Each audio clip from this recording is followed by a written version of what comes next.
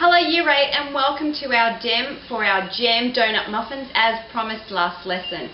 So today I'm going to show you all the steps, all the ingredients, all the equipment that you're going to need to make the perfect donut muffins. First things first, let's organise our equipment. Don't forget to grab your scrap bowls underneath your sinks and line them with newspaper from our trolley. We'll also need in our measuring equipment today a small glass jug. We'll need a 1 cup measure, a 1/4 cup measure. We'll also need a teaspoon measure, and in our equipment, kitchen equipment, we're going to need a bowl and a sifter. Don't forget the sifter's great for sifting our flour and keeping it nice and airy. We'll also need a wooden spoon for folding and mixing. We'll need a butter knife in order to crack our egg and level off the perfect cup of flour. We'll also need our fork for whisking and bringing together our butter and milk mixture. We'll need our tablespoon to actually dollop our batter into our muffin cases, and a teaspoon for our jam. Don't forget to grab your muffin tins from the back of the room in our kitchen. You'll also need about 8 muffin cases. It really depends on the quantity of your ingredients, but I think today we're actually going to make about 8 muffins, so you can actually line those straight into your tins. Now, ingredient wise, what we're going to need our dry ingredients, and they are self-raising flour and caster sugar. We then have our liquid ingredients, which are our melted butter, our egg, our milk of course, and for lovely, lovely flavour, vanilla essence.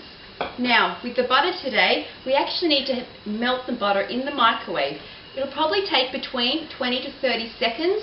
If you just want to check and make sure that the butter's nice and liquid, it's often a good job to do first off, so you can allow the butter to cool so it won't overcook your muffin mixture.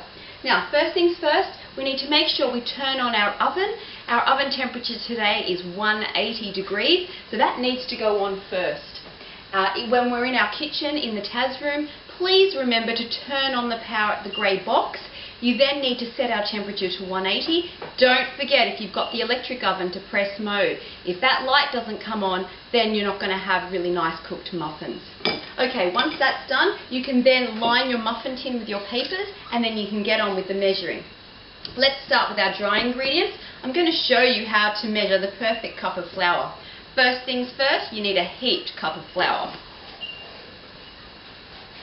Now, as you can see here, it's quite heaped. You then need to take the back of your knife, or the spine of the knife, and you need to level the flour off as so. If you keep it nice and level, then you'll have the perfect cup of flour.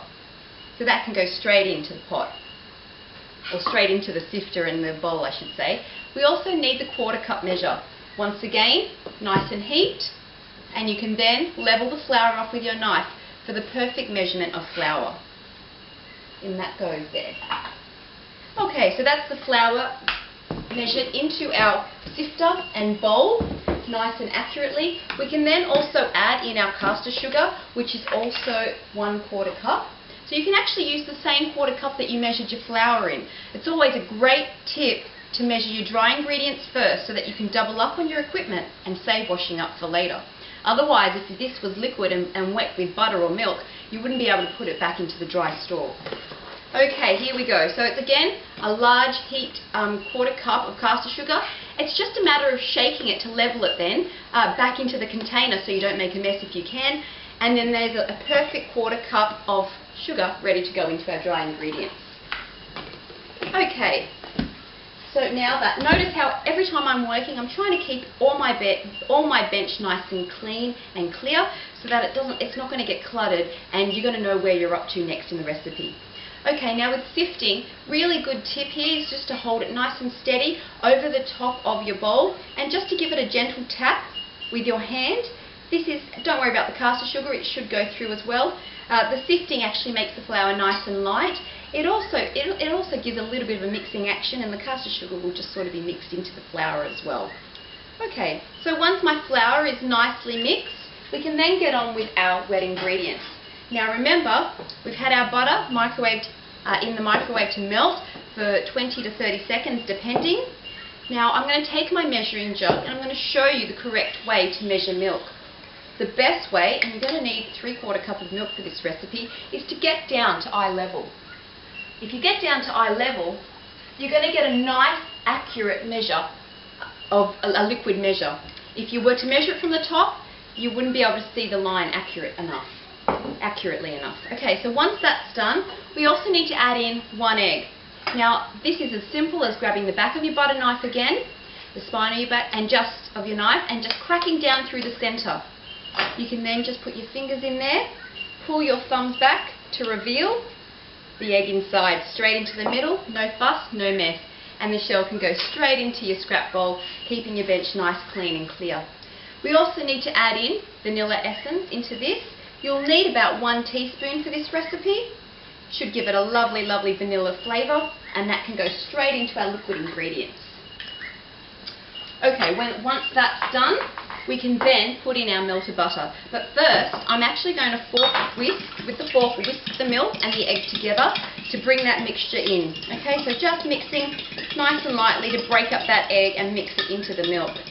Now this is another great tip. When you're mixing in your butter, if you want a nice even mix, slowly drizzle the butter in, little bit by bit, as you're whisking. That way it's going to be incorporated beautifully into your liquid ingredients. Again, just pouring it a little bit by little bit just to get that into the liquid ingredients. Almost there, but I can already see that it's mixed beautifully and incorporated really nicely into that mixture. Okay, so once that's done, we can actually get on to mixing our dry and our wet ingredients. Now I'm going to take my wooden spoon and I'm actually going to make a well at the centre of our flour or dry ingredients. Now what this is for me to then pour the liquid ingredients in. This actually allows the mixture to come together nice and easily between the liquid and the dry ingredients. And especially for any type of muffins, you should never overmix. I'm just going to fold these ingredients together nice and lightly. Notice how I go gently to the outside and then cut back through the middle. Okay, and this is called folding. I don't want to overwork the starch in the flour, because what can happen with the protein in there, it's going to get tough. And we don't want tough rock cakes. This is not the recipe for it. Okay, so just mixing it nicely through that batter, just until it's nicely incorporated. It might appear a little bit lumpy, but you won't see any flour lumps in there. So the lumpy is okay. It's not a smooth batter. It's not meant to be.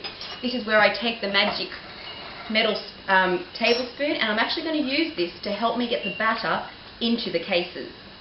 Now to do this, I'm just going to place a heaped tablespoon of the mixture straight into each of the cases, as neatly as you can.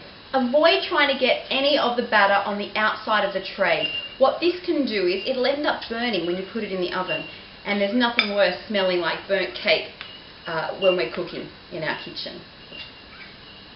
Okay, it's as simple as that. And now notice how I'm only using 1 tablespoon. I can use my wooden spoon as another gauge to help me scrape the batter in.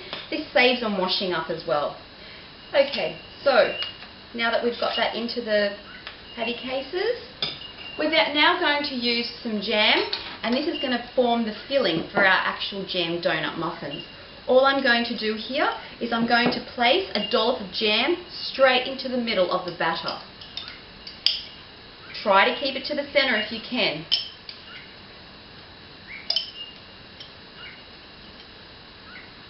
There we go, it's coming together quite nicely. There we go, almost there, just a little bit longer, 2 more to go. And then my next step is to place some more batter over the top, covering the jam completely. By doing this, it's actually going to bake in the oven, and you're going to have a beautiful filling and just see the cake on the outside. Again, just do your best to cover the jam as best you can. Now I'm thinking that my mixture today is going to really make 6 muffins. It's hard to gauge sometimes depending on how runny your liquid and dry ingredients are. But as best you can, just fill up your muffins as best you can, covering the jam as evenly as you can in this tray. Okay, don't worry if it doesn't go down. It should cover as much as you can. And there we have it. our batter's ready for baking. I'm going to place this into the oven for about 15 to 20 minutes, and then we'll be able to come back and see what they look like at the end. Now, I have prepared a muffin earlier. Don't forget in class you need to bring, for all of our prac lessons, which are always on a Monday, you actually need to bring in a Tupperware container or a plastic container. Alternatively, you can pay 50 cents, and we do provide Chinese containers if you forget. Now there's a muffin, a jam donut muffin, all ready to go. As soon as they come out hot out the oven, all you need to do is come and dip it into our sugar, which is caster sugar and cinnamon mix, which I'll have ready for the whole class to use in the middle of the room. And there you have it, jam donuts with a beautiful cinnamon and sugar crust. Okay, so that can go straight into your container, ready to take home. I just have a couple of things that I need to remind us. Please make sure that you have your correct shoes on Monday. That's full leather shoes or full suede. Please avoid using any of those canvas or van type shoes. They're not appropriate for a practical classroom. Also, you must remember to keep your aprons on to the end of the lesson. That includes when you're washing up. As well as any ladies with long hair, please tie your hair back. These are just some of the safety and hygiene rules to keep you safe and cooking in the kitchen.